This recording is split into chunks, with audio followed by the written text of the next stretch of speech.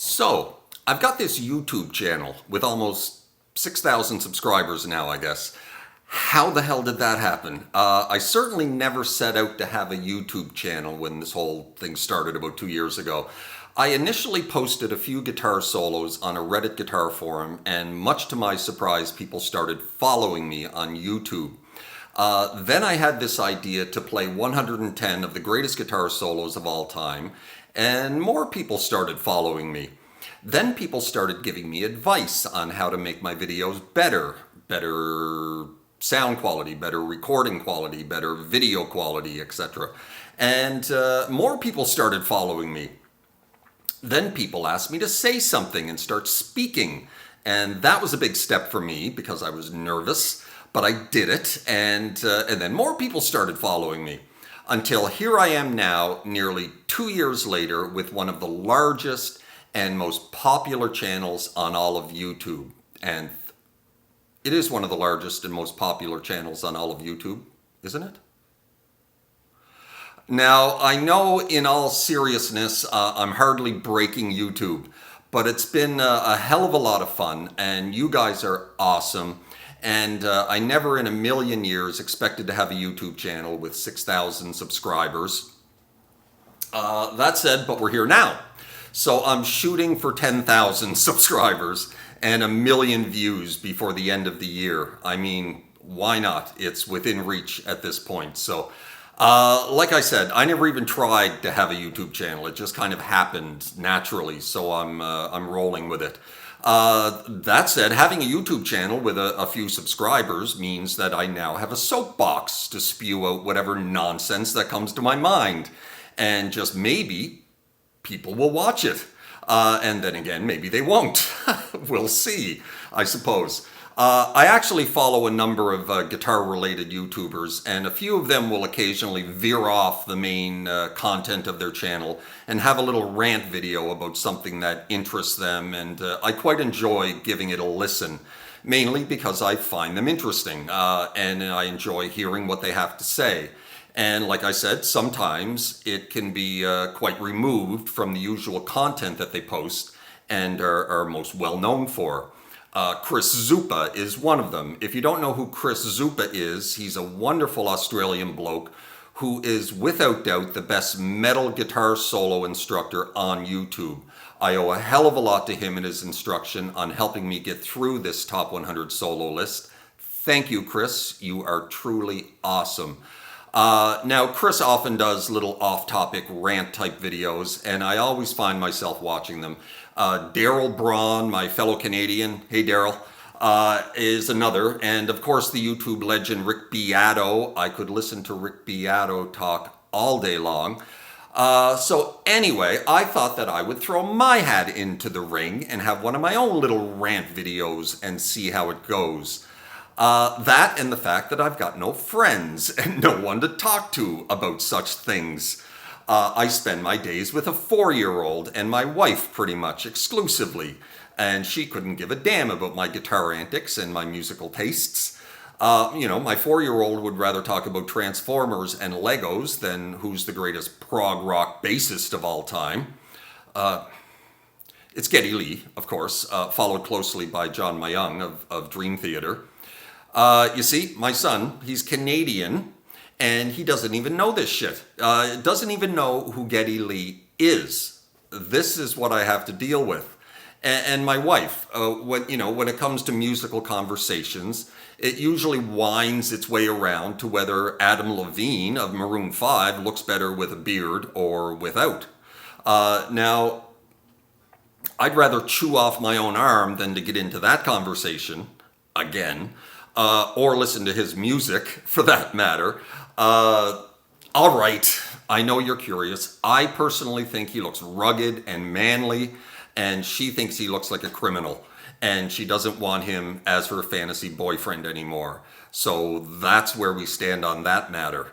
I'm kidding, of course. She's actually awesome. She's a big Pearl Jam fan, a big Bruce Springsteen fan, and I can always find things to talk to her about in regards to those artists because they're two of my favorites.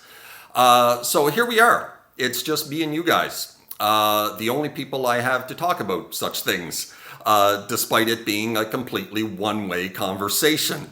Now, sure, you can leave comments down below in the comment section and chime in and tell me what you think. Respond to whatever nonsense I may be spewing on any given day in these rants. Maybe you'll like it, maybe you won't. Maybe you'll think I'm stupid and tell me as such. But I'll just end up deleting those comments because I have that kind of power. The power of ego preservation. Maybe you'll tell me that my insights are well thought out and brilliant.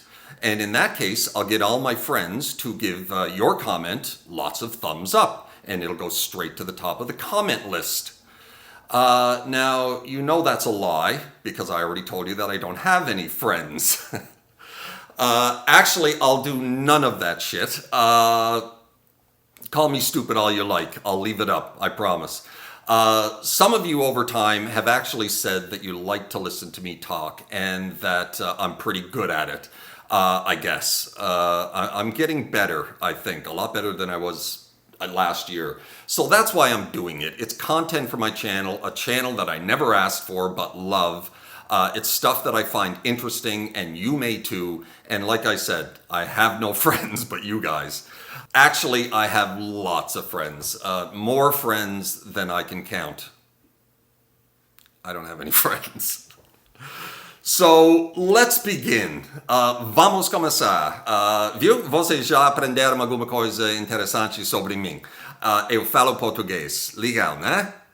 See? You've already learned something interesting about me. I speak Portuguese. Cool, huh? Isn't this fun? Then let's keep going. Here's my rant.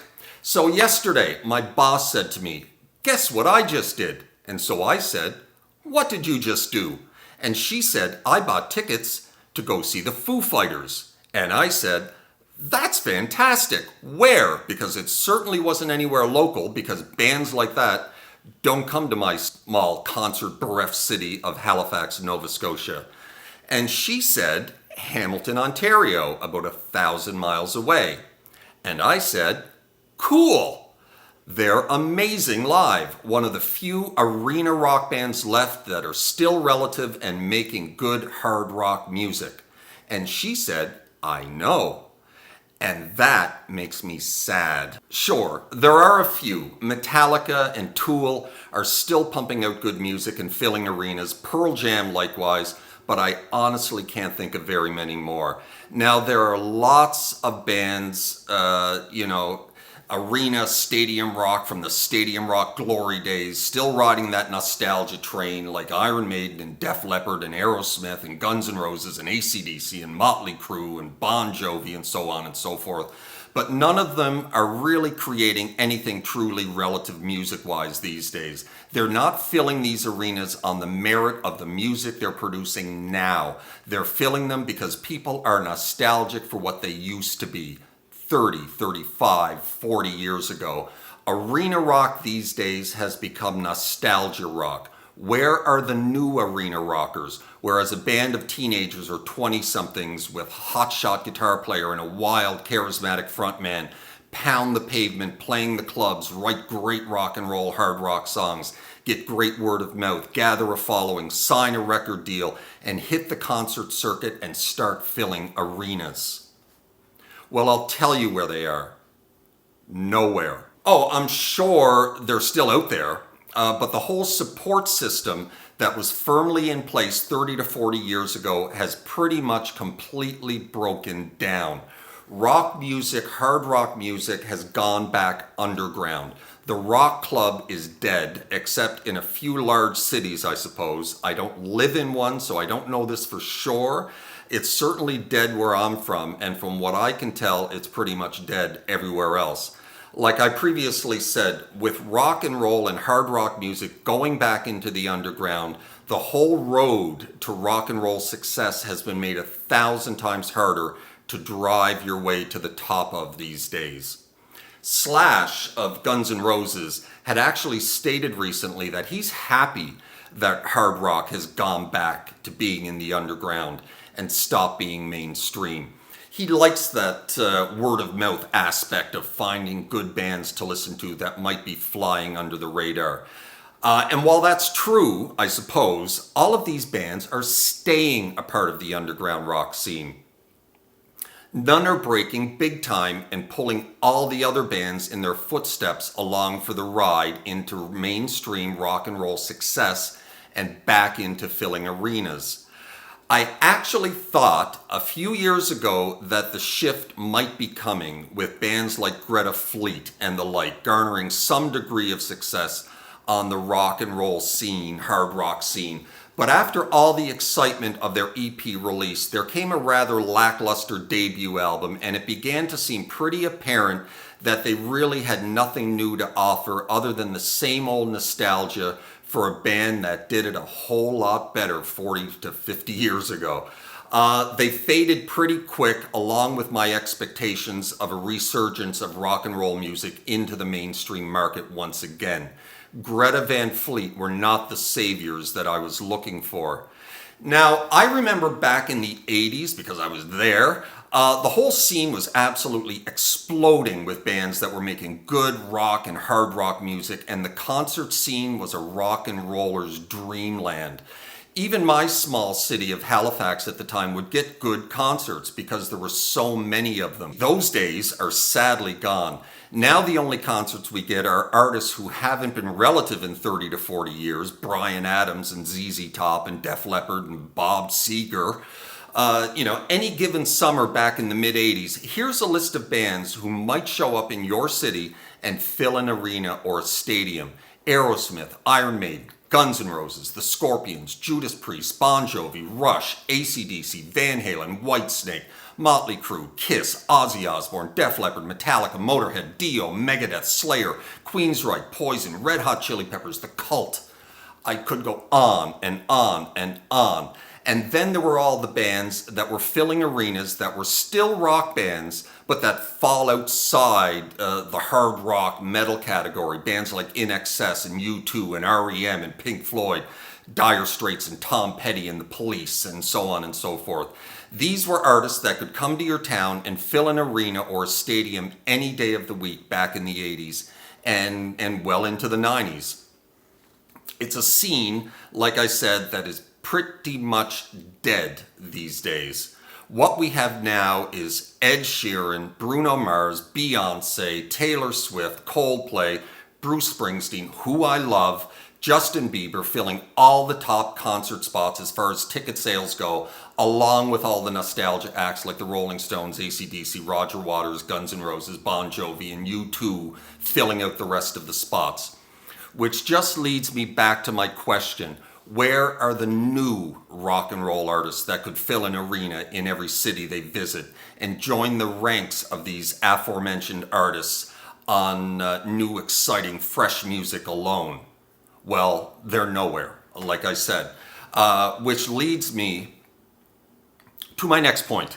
Whenever I'm online or in a forum discussing exactly what I'm discussing here, I always get the same replies. Good music is still out there. You just have to go looking for it. And then they'll proceed to rhyme off a list of great bands, underground bands that I should check out. Well, that's all well and good, but I don't want to go looking for new artists. I don't want rock and roll to be part of the underground like Slash does. Speaking of which, it's damn easy for Slash to say that after all of his success. I doubt that Slash would be too happy being forever stuck in an underground music scene if he never had the success in the first place. It's a pretty lofty position for him to be in to state that he's happy that rock and roll has stopped being mainstream. I don't want to go looking for my music. I want it to come to me. I want a band to blast onto the scene like Van Halen in the 70s or Guns N' Roses in the 80s, who refused not to be heard, who were bringing it whether anyone wanted them to or not. Bands that were exciting and changing the game. I want to see bands once again explode on the scene with something new to say to the rock and roll world. A wild, charismatic, unpredictable frontman like David Lee Roth or Steven Tyler. A ripping, fresh guitarist like Eddie Van Halen or Randy Rhoads. A drummer who pounds the skins like he means it like Tommy Lee or John Bonham. Bass players like Steve Harris machine gunning the audience with one foot up on the monitor, or Duff McKagan of Guns N' Roses just standing there in sleazy coolness. I miss the long hair. I miss the flying V guitars. I miss the charismatic frontmen who could polarize an entire audience with his every move. I miss the guitar players who could shred the face off every man, woman, and child in attendance. I miss the excitement and the danger that went hand in hand with rock and roll. I want rock and roll back, and I want it back in the mainstream. I want fresh, new, exciting bands to emerge and find the kind of success they deserve. Big success, big money, big audience, big stadium kind of success, not underground success. I want excess.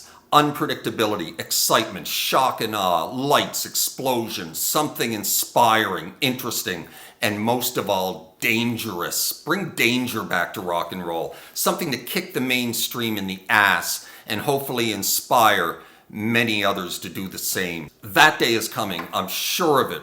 Rock and metal will have their day again. It's just a matter of time. What goes around in music always comes around. It's time for the nostalgia acts, including the newer ones, if you know what I mean, to hang up their guitars and microphones and retire.